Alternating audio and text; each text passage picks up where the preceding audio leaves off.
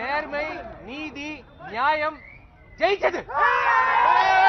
ரீசெண்டா அத்துல் சுபாஷ் அப்படின்ற ஒரு ஐடி எம்ப்ளாயோட தற்கொலை இந்தியா முழுவதும் ஒரு பெரிய ஒரு அலையவே ஏற்படுத்தி இருக்குன்னு தான் சொல்லணும். அலை இல்லாத ஒரு பெரிய சுனாமினே சொல்லலாம். இது தொடர்பா என்ன நடந்துச்சு அப்படின்றத நம்ம போன வீடியோல போட்டிருந்தோம். இதன் அடிப்படையில் அவர் சாகிறதுக்கு முன்னாடி வெளியிட்ட வீடியோ, அவரோட தற்கொலைக்கு என்ன காரணம்னு அவர் எழுதி வச்சுட்டு போன லெட்டர்ல குறிப்பா மென்ஷன் பண்ணியிருந்த 3 பேரை அரெஸ்ட் பண்ணிருக்காங்க. அத்துல் சுபாஷோட மனைவி, மனைவியோட அம்மா, மனைவியோட அண்ணன், இவங்க 3 பேரையும் யூபில அலகாபாத்ல இன்னைக்கு போலீஸ் அரெஸ்ட் பண்ணிருக்காங்க. பொறுத்திருந்து பார்ப்போம். இப்பதான் அரெஸ்ட் பண்ணிருக்காங்க. இவங்களுக்கு என்ன மாதிரியான விசாரணைகள் நடக்க போகுது, இது உறுதி செய்யப்பட்டதுக்கு அப்புறம் இவங்களுக்கு எப்படியான தண்டனைகள் கிடைக்க போகுது, இது எல்லாத்தையுமே நம்ம வெயிட் பண்ணி தான் பார்க்கணும். அதையும் தாண்டி சமூக வலைதளங்கள்ல இந்த மாதிரியான கொடுமைகள் நடக்குது அப்படின்னு பேசும்போது பெண்களுக்கு எவ்வளவோ வன்கொடுமைகள் நடக்குது, எவ்வளவோ பெண்கள் பாதிக்கப்படுறாங்க, எவ்வளவோ பெண்கள் இறந்து போறாங்க அப்படின்னு ஒரு கணக்கை கொண்டு வந்து அதுல இது ஒரு துரும்பு தான் அப்படின்ற மாதிரி எல்லாம் பேச ஆரம்பிச்சுட்டு இருக்காங்க. அதெல்லாம் பார்க்கும்போது ரொம்ப கேவலமா கீழ்த்தனமா இருக்கு. நம்ம இந்தியால மட்டும் இல்ல, உலகத்திலேயே பெண்களுக்கு எதிரான வன்கொடுமைகள் நடந்துட்டு தான். அதுக்கு